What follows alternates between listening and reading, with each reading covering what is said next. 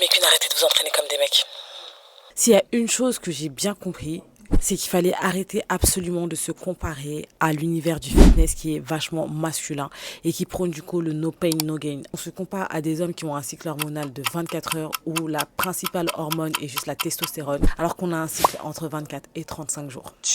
À partir du moment où on a compris qu'on avait un cycle complètement différent de la jante masculine, on fait déjà la paix. On fait déjà la paix avec soi, on fait déjà la paix avec son corps et on comprend qu'il va falloir adapter notre entraînement et adapter finalement tout notre style de vie autour de notre cycle menstruel. Parce qu'on nous formate à toujours faire plus, à toujours être dans cette énergie masculine où il faut être un petit peu en pilote automatique, où on est complètement déconnecté de notre corps. Si vous prenez le temps de comprendre votre cycle menstruel, vous pouvez en faire une force.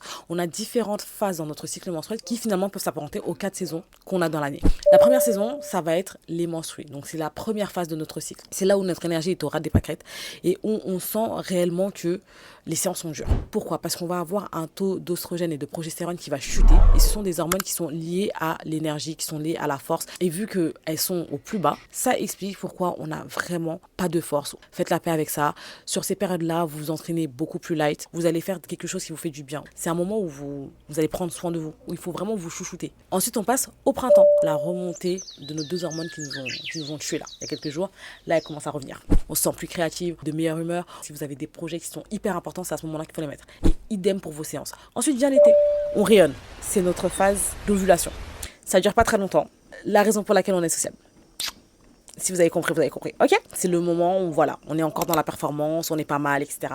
Puis ensuite vient l'automne. L'automne, les feuilles tombent. Nous aussi, notre niveau d'énergie commence à descendre. Pic d'œstrogène est en baisse et la progestérone est en augmentation. Et là, du coup, on commence tout doucement à se replier sur soi. On commence tout doucement à devenir un petit peu aigri. On commence tout doucement à avoir une augmentation de la température corporelle qui fait qu'on a une plus grosse dépense calorique, qui fait qu'on a envie de manger tout. Là, c'est le moment en termes d'alimentation, d'augmenter vos apports en lipides et en glucides pour éviter justement tous les pics de fringales. Vous voyez, quand vous vous transformez, vous avez l'impression que vous êtes un ogre et que vous voulez tout arracher et que vous voulez tuer tout le monde.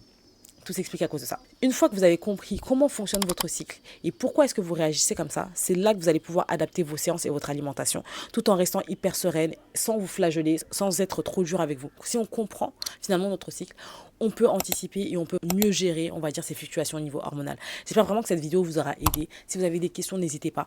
Parce que, évidemment, ça me fait plaisir de faire plaisir.